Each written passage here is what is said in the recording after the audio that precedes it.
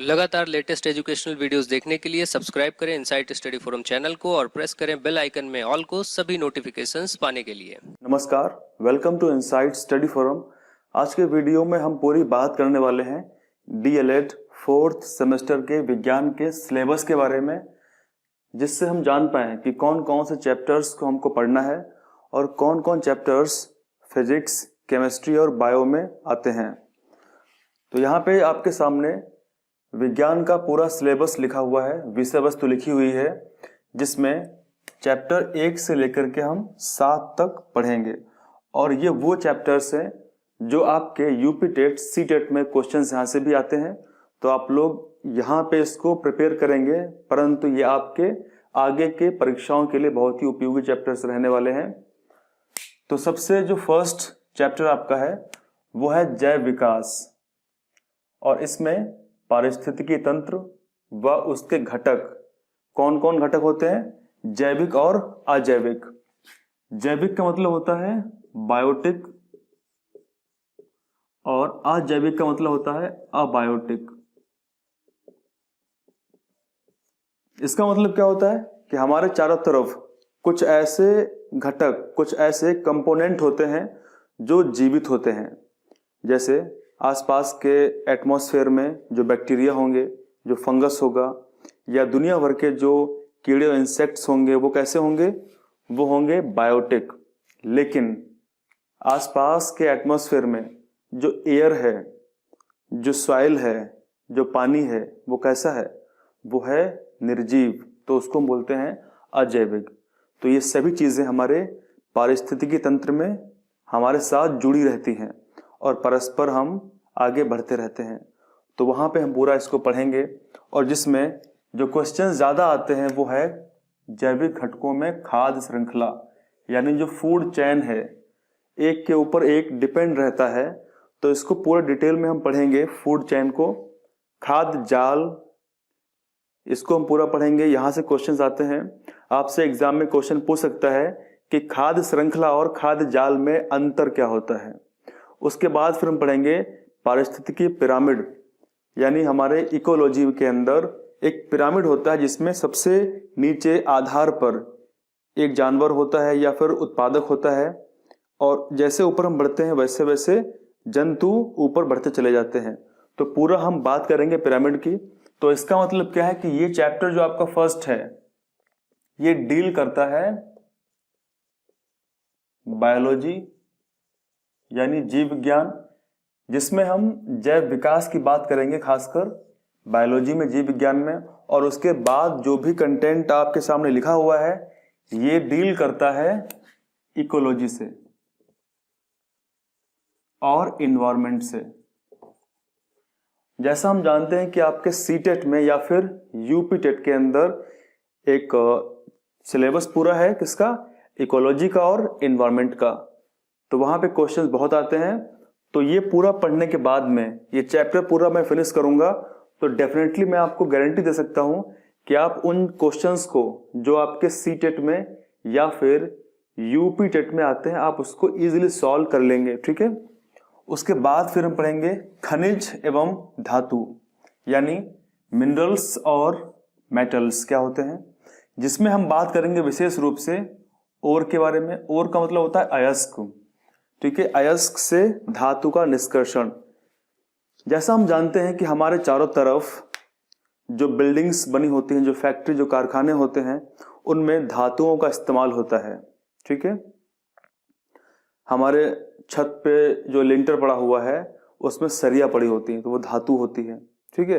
अब ऐसा नहीं होता है कि हमने मिट्टी खोदी और हमको जमीन में धातु मिल गई और हमने उसको इस्तेमाल कर लिया। धातु जो होती है वो हमको अयस्क के रूप में मिलती है। और अयस्क कहाँ मिलता है, अयस्क जो होता है वो चट्टान में हो सकता है या फिर आसपास के सेडिमेंट्री चट्टान में हो सकता है।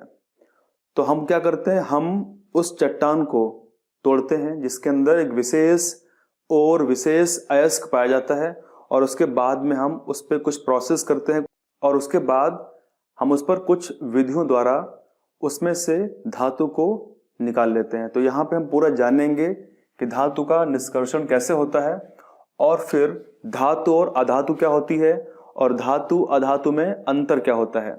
तो यहाँ पे हम एक एक्स्ट्रा पढ़ेंगे, जो धातु, मेटल, अधातु, नॉन मेटल, और एक होता है उपधातु जिसको हम बोलते हैं मेटलॉइड। तो यहाँ पे हम पूरा पढ़ेंगे इसको कि क्या होते हैं, इनकी पहचान क्या होती है और इनके गुण कौन कौन से होते हैं, और जिससे आप डिफरेंट कर पाएंगे इसमें पूरा। उसके बाद फिर हम बात करेंगे, नेक्स्ट हमारा चैप्टर रहेगा आवर्त सारणी, जिसको हम इंग्लिश में कहते हैं पीरियोडिक टेबल, आवर्त सारणी। और आवर्त सारणी की सामान्य जानकारी, यानी 10th क्लास में आवर्त सारणी पूरी दी गई हुई है, तो लेकिन यहाँ पे उतना डिटेल में हम बात नहीं करेंगे, जितना इस चैप्टर की डिमांड होगी उतना हम समझेंगे उसको।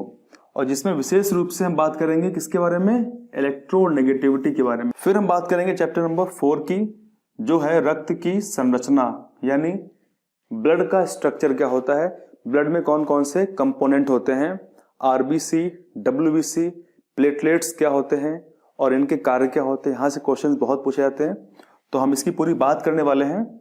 और उसके बाद हम बात करेंगे रक्त वर्ग के बारे में, रक्त बैंक क्या होती है और इसका कार्य क्या होता है। फिर हम बात करेंगे रक्त के आदान प्रदान में सावधानियां। देखिए, रक्त का आदान प्रदान एक सबसे सरल उपाय, सबसे सरल एक विधि है अगर हम किसी चीज को कुछ डोनेट कर रहे हैं।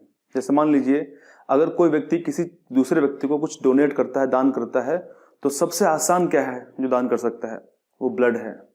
अगर कोई व्यक्ति किसी व्यक्ति को लीवर, किडनी या आंखें या कोई और ऑर्गन डोनेट करेगा तो वो एक जटिल प्रक्रिया होगी, लेकिन रक्त को दान करना ये एक सामान्य और बहुत ही आसान प्रक्रिया होती है, कोई भी कर सकता है, कुछ दिक्कत नहीं होती है। ठीक है, कुछ लोग डरते हैं कि अगर ब्लड डोनेट कर दिया तो वीकनेस आती है, कमजोरी आती है, तो ऐसा कुछ होता नहीं है। आपके पास ब्लड है और आपके पास लीवर है, आपके पास में बोन मैरो है। अगर ब्लड कम होगा तो आप न्यूट्रिएंट्स खाएंगे जिसके अंदर आयरन होगा, तो वो बोन मैरो ब्लड बनाता रहेगा। ठीक है, तो आप लोग जरूर ब्लड डोनेट करें, एटलीस्ट साल में 1 या 2 बार। ठीक है, लेकिन ये सुनिश्चित कर लें कि ब्लड की कमी तो नहीं आपके पास। अगर आप में ब्लड की कमी रहेगी तब भी आप दान करके आएंगे तो फिर दिक्कत का सामना करना पड़ेगा। ठीक है, अगर ब्लड आपके बॉडी में है तो आप दान कर सकते हैं, कोई प्रॉब्लम नहीं होगी। ठीक है, चलिए उसके बाद हम बात करेंगे रक्त पीड़ित सामान्य रोगों की जानकारियां। ऐसे कई रोग होते हैं जो ब्लड के थ्रू होते हैं, तो उसके बारे में हम कुछ जानकारी जानेंगे। और उसके बाद फिर हम बात करेंगे एड्स के बारे में। क्या बात करेंगे, एड्स के बारे में। और फिर हम बात करेंगे हेपेटाइटिस बी के बारे में।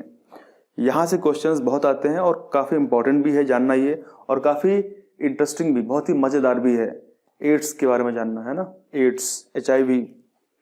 और उसके बाद में हम बात करेंगे कि उनका कारण क्या है, मतलब किस कारण से एड्स होता है, लक्षण क्या है उनके, बचाव क्या है, किस तरीके से हम बच पाएं, और उसके उपाय क्या है जिससे हम अवगत हों। तो आप लोगों में से अगर किसी को पता है कि HIV जो एड्स होता है उसके लक्षण क्या हैं और वो उसका कारण क्या है, कैसे फैलता है, तो आप लोग जरूर नीचे कमेंट में करिएगा। ठीक है, उसके बाद फिर हम बात करेंगे सुरक्षा एवं प्राथमिक उपचार। प्राथमिक उपचार का मतलब होता है जो सबसे पहले दिए जाने वाला ट्रीटमेंट। जब भी किसी को चोट लगती है, आसपास के क्षेत्र में आप लोग देखते होंगे, अगर कोई व्यक्ति चोट लग गई पहली बार, फर्स्ट टाइम, और आसपास कोई दूर दराज डॉक्टर नहीं है, तो जो सबसे पहला रोगी को जो ट्रीटमेंट दिया जाता है उसको हम बोलते हैं प्राथमिक उपचार, यानी फर्स्ट एड बोलते हैं उसको।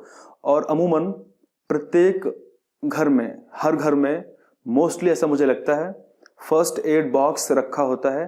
अगर नहीं रखा है तो आप लोग फर्स्ट एड बॉक्स रखिए, और उसमें कुछ बेसिक इक्विपमेंट्स, कुछ बेसिक मेडिसिन को रखिए, जैसे पैरासीटामॉल है, डिस्प्रिन है, तो ऐसी कुछ मेडिसिन को रखिए जिससे अगर कुछ पेन किलर है, अगर रात में दर्द हो गया या फिर फीवर आ गया, तो आप एटलीस्ट प्राथमिक उपचार कर सकते हैं। ठीक है, अगर चोट लग जाए तो कुछ क्रीम वगैरह, कुछ ट्यूब वगैरह रखिए, बोरो प्लस रखिए और पट्टी वगैरह रखिए, ताकि आप उसको फर्स्ट टाइम ट्रीटमेंट दे पाएं और उसके बाद में डॉक्टर उसका ट्रीटमेंट करेगा। ठीक है, तो हम बात करेंगे प्राथमिक उपचार के बारे में। तो ये कुछ चैप्टर्स हैं जो DL एड 4th सेमेस्टर में साइंस में हैं और ये काफ़ी इंटरेस्टिंग चैप्टर हैं, बहुत ही इसमें मज़ा आने वाला है और इसको पूरा विस्तार से हम पढ़ेंगे, समझेंगे, जानेंगे। ठीक है, तो अब हम इसके बाद में चैप्टर वाइज आपको पूरा पढ़ाएंगे। तो इसमें से हम किसी भी चैप्टर से शुरुआत कर सकते हैं, चाहे वो चैप्टर 1st हो, चैप्टर 2nd हो, या फिर 3rd या 4th या 5th 6th 7 कोई भी हो सकता है, क्योंकि आपके परीक्षा में इनमें से सब में से क्वेश्चन आने वाले हैं। तो हम किसी चैप्टर को स्टार्ट कर सकते हैं। ठीक है, तो थैंक यू वेरी मच, मिलते हैं नेक्स्ट वीडियो में। Thank you.